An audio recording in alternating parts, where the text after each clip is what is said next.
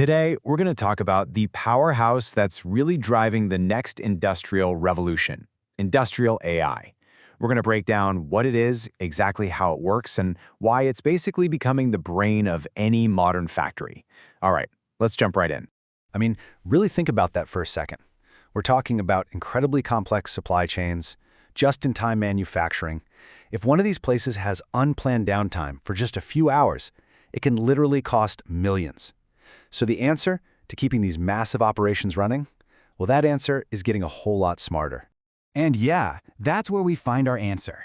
Industrial AI is stepping up to be that central nervous system, that intelligent core that can see problems before they happen, fine-tune every little process, and just push efficiency to levels that, honestly, we've never seen before. Okay, so what is it really? Well, industrial AI runs on this simple but super powerful cycle. First, it senses what's happening on the factory floor. It's using things like cameras for machine vision and all kinds of sensor data. Then, it reasons over all that data to spot anything unusual or find a way to do things better. Next, it plans out the best course of action. And finally, it acts, using robotic arms or other automated systems to actually get the job done. Sense, reason, plan, act. Simple. Now, you and I both know the term AI gets thrown around constantly. It's kind of become a buzzword, right? But to really get what's happening inside these factories, we need to sort of decode the AI family tree. Because trust me, not all AI is the same.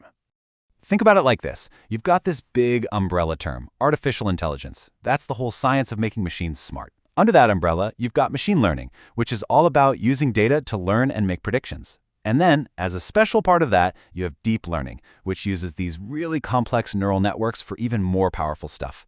And this is where you get a really important trade-off. See, classical machine learning is often way faster and, crucially, easier to understand. You can actually see why it made a certain call. Deep learning, on the other hand, can pull off some amazing things with huge, messy data sets, like images. But it can be a black box. It's a lot harder to explain its reasoning. So really, it's all about picking the right tool for the right job. So, how do you actually build one of these industrial AI systems from the ground up? Well, it all comes down to 4 key pillars that have to work together perfectly. First up, you need data, and lots of it. We're talking streams of it from countless sensors all over the factory. Second, you need the algorithms, everything from the classic models to deep learning to make any sense of that data. Third, you need compute power, whether that's right there on the factory floor for speed or in the cloud for the really heavy-duty thinking. And fourth, you need super fast, super reliable communications, like private 5G, to connect everything in real time. And what's so cool is how these pillars play together. There's this idea called split inference.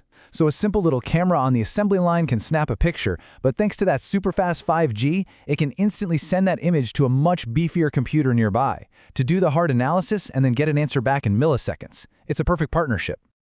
Okay, so that's the how, but what about the why? Let's look at how all this technology actually creates real-world value, the kind you can measure on a balance sheet.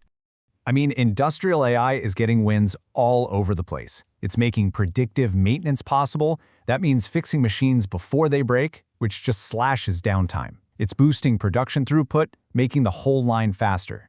And it's totally changing the game for quality control, and even making product design go faster. And here's a fantastic real-world example. There are these super lightweight AI models, like one called Tiny Yellow. It's famous for being incredibly fast at spotting things. It's so efficient it can run right on a small camera on the assembly line itself. So what does that mean? It means instant, real-time defect detection. It can spot a tiny flaw on a product as it's zipping by. That's quality control happening right at the source, smarter and faster than ever. So, the crucial point here is that these aren't just cool ideas or theories. No, studies are showing real, quantified gains in efficiency and some serious energy savings in production settings. AI isn't just another cost. It's a direct driver of profit and sustainability. But of course, the story doesn't end there. The next big thing in industrial AI is what people are calling agentic systems. And, well, that comes with a whole new set of massive challenges. See, agentic AI goes way beyond just one single task.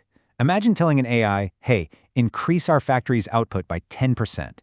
Instead of just tweaking one machine, it would coordinate everything. It'd order more supplies, reschedule the robots, maybe even reroute logistics, all to hit that one high-level goal. It is a huge, huge leap in what autonomous systems can do. But this brings us to something called the adoption paradox. Just look at this chart. You see tons of companies are experimenting with these advanced systems. That bar is high. But then, look at the number of companies that have actually deployed them at scale. It's incredibly low. There's this huge gap between trying something and actually trusting it. And why is that? It really comes down to trust, governance, and verification. I mean, think about it. Would you hand over the keys to your billion-dollar factory to an autonomous system that you can't fully explain or control? Probably not. And that trust gap is the #1 reason why most of these super ambitious AI projects never make it out of the pilot stage. So where does this all leave us? What does this mean for the future of how we make things, the future of work, and just our general relationship with smart machines? It's pretty clear that AI is becoming the brain of the smart factory. It's moving from just doing simple jobs to orchestrating these incredibly complex operations. So the final question, the one we're all going to have to answer, is this. As these autonomous systems get better and smarter, and we start to trust them more, what happens to our role on the factory floor? How do we evolve right alongside them? That's definitely something to think about.